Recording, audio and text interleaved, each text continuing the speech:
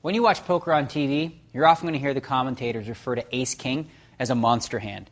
It's often grouped with hands like aces, kings, and queens. This is a huge mistake. Sure, it's nice to look down at your whole cards and find an ace-king, but more often than not, if you end up playing a big pot with this hand, you're statistically way behind. The most likely situation is what would be called a coin flip situation, where the outcome is close to 50-50. For example, deuces against ace-king, that's about 53-47. Yeah, that's right. Even a lowly pair of deuces is a favorite over the powerful Big Slick. Big Slick is even worse off against some of the premium starting hands. Here's how ace-king does against the top 5 pairs.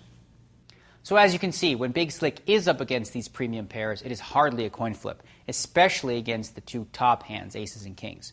Of course, your opponent won't always have a pair, and when he doesn't, well, the ace-king does start looking like a monster, especially if your opponent has an ace or a king in his hand. If your opponent held king-queen or ace-queen, for example, you'd have him dominated, meaning that he would only have 1 live card to draw out to. In that case, your Big Slick would actually be a substantial favorite. Now that is the ideal situation with a hand like Big Slick if you happen to find yourself in a big pot. There is one other group of hands that your Big Slick might match up against that would be interesting to look at. 2 live cards that are suited. That should give you a little statistical background on the enigma of this hand. In some cases, it is quite strong, while in others, it's extremely vulnerable. So, in knowing this, the key to playing ace-king before the flop is to avoid getting involved in big pots when your entire stack is on the line. Too often, when your opponent is willing to put all of his money in up against you, he's going to have the dreaded aces or kings, which would make you a huge underdog to win the hand. If you find yourself in a no-limit tournament looking down at Big Slick, you want to be aggressive with it and attack the blinds. However, if you receive any resistance from your opponents, you should seriously consider folding the hand and waiting for a better situation. A few things to think about. 1, how many chips do you have?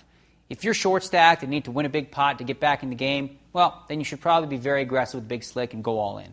However, if you have a good stack of chips and another player at the table raised you big time, well, then you likely don't need to get involved in this marginal situation. 2, how do your opponents play? This is a very important consideration when considering playing Big Slick. If the Rock of Gibraltar, a player who's extremely tight, re-raises you, you can be pretty sure that he does have a pair that just might be aces or kings. On the flip side of that, if your opponent is kind of a nutcase, he's wild and reckless, your Big Slick might be in great shape against a hand like ace-jack or even king-10. The important thing to understand about Big Slick is that it's a drawing hand. Now, if it's suited, it makes it the most powerful drawing hand you can be dealt in Hold'em. But remember, it's a drawing hand. It is usually only good if you pair your ace or your king, or get lucky enough to make a straight or a flush.